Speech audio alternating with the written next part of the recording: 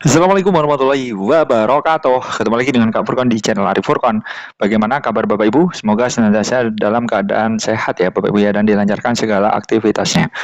Oke, dalam video kali ini Kak Furkon kembali berbagi informasi terbaru up to date ya Bapak Ibu ya, soal nasib tenaga honorer yang tidak lulus pada PTGK 2024. Ini ada informasi yang menarik dari jpnn.com Bapak Ibu ya. Di sini Bapak Ibu bisa perhatikan nasib honorer non database BKN yang gagal P3K 2024 Pak Jaya blak-blakan. Nah ini tadi ya, hari ini 23 Januari jam 4.17 pagi tadi Bapak Ibu ya. Ini ada kabar terbaru dari jpnn.com. Tentunya Bapak Ibu bisa perhatikan ada beberapa pelamar ya Bapak Ibu, memang jumlah pelamar seleksi P3K 2024 tahap 2 di Kabupaten Natuna, Kepulauan Riau mencapai 1.021 orang. Ternyata, Kepala Badan Kepegawaian dan Pengembangan Sumber Daya Manusia BKPSDM Kabupaten Natuna, Bapak Muhammad Alim Sanjaya, ini menyebutkan bahwa 1021 ini, tahap 2 ini terdiri dari 892 orang yang mendaftar tenaga teknis, 43 itu guru, dan 86 mendaftar tenaga kesehatan. Seperti itu Bapak Ibu ya. Dan data tersebut itu setelah masa pendaftaran seleksi P3K 2024 tahap 2 ditutup ya, Senin 2359. Memang tentunya Bapak Ibu perlu ketahui untuk tahap 2 memang ditutup pada tanggal 20 Januari 2025 Bapak Ibu ya, jam ini tepat ya. Jadi tidak ada pengunduran lagi ya, tidak ada apa mundur lagi jadwalnya. Jadi jadwalnya itu pas ya pada tanggal 20 itu. Jadi tidak ada mundur lagi. Jadi ini datanya sudah fix. Jumlah yang mendaftar itu sekian sudah terekap di BKN seperti itu. Nah, tentunya jumlah pelamar yang melamar ya Bapak Ibu ya. Di sini Bapak Ibu bisa perhatikan bahwa memang jumlah pelamar dalam pengadaan P3K tahap 2 ini mencapai 1021 ya di kabupaten ini. Kata Alim Sanjaya saat dikonfirmasi. Dikatakan juga bahwa sejak 16 Desember hingga 8 Februari, tim seleksi memeriksa dokumen yang dikirimkan pelamar dan hasilnya akan diumumkan 8 sampai 9 sampai 18 Februari tahun 2025. Tentunya Bapak Ibu bisa perhatikan bahwa setiap hasil seleksi administrasi diumumkan, pelamar akan diberikan kesempatan untuk mengajukan sanggah selama 3 hari, ya ini 19 sampai 21 Februari 2025. Apabila dinyatakan tidak memenuhi syarat atau TMS, jadi masih diberikan kesempatan 1 kali ya untuk mengecek dokumen. Cek dokumen. Tentunya untuk teman-teman yang notabene tahap 1 sudah TMS itu jangan sampai terjadi lagi ya Bapak Ibu ya, benar-benar dicek ya. Benar-benar dicek untuk teman-teman baik R1, R2, R3 yang TMS di tahap 1 itu wajib mengecek di tanggal-tanggal ini. Seperti itu. Nah, ternyata Bapak Ibu bisa perhatikan bahwa bagi pelamar yang dinyatakan lulus, kami himbau untuk mempersiapkan diri mengikuti seleksi kompetensi. Karena ini nilai juga sangat menentukan. Tentunya di samping memperhatikan golongannya Bapak Ibu ya.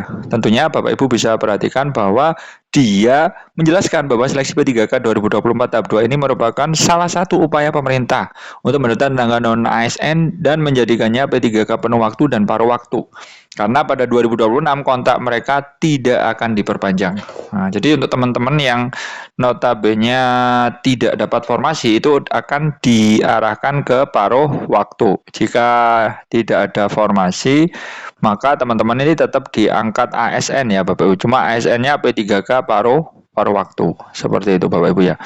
Jadi teman-teman wajib mengikuti seleksi inilah istilahnya Bapak Ibu ya, jangan sampai tidak datang ya kan, yang penting ikut saja.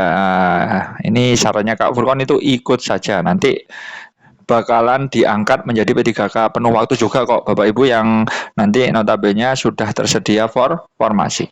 Dari sini Bapak Ibu bisa perhatikan Bapak Alim Sanjaya ini juga terang-terangan nih mengaku belum tahu bagaimana nasib honorer non database BKN yang tidak lulus seleksi P3K 2024 nanti.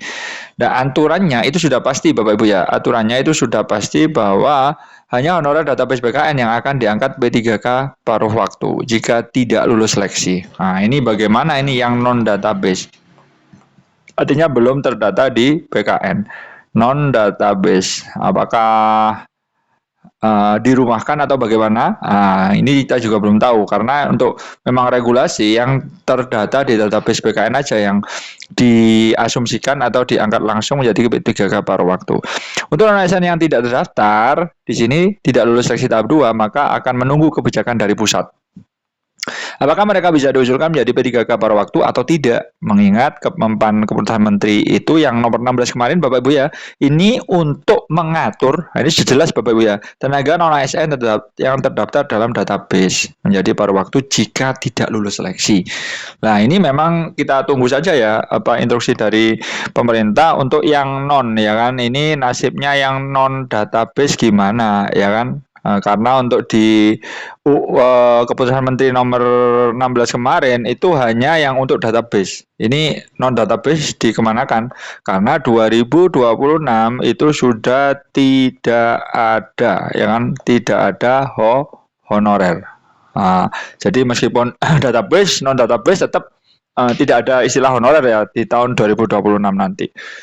Nah, ini relate ya dari yang Keputusan Menteri nomor 16 tahun 2025 di sini memang yang bisa diangkat paruh waktu itu memang non yang database ya Bapak Ibu ya.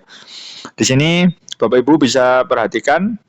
Nah, ini pengadaan P3K paruh waktu dilakukan berdasarkan hasil seleksi ASN. Jadi kalau teman-teman tidak lulus tetapi syaratnya itu database, itu langsung diarahkan ke P3K paruh waktu.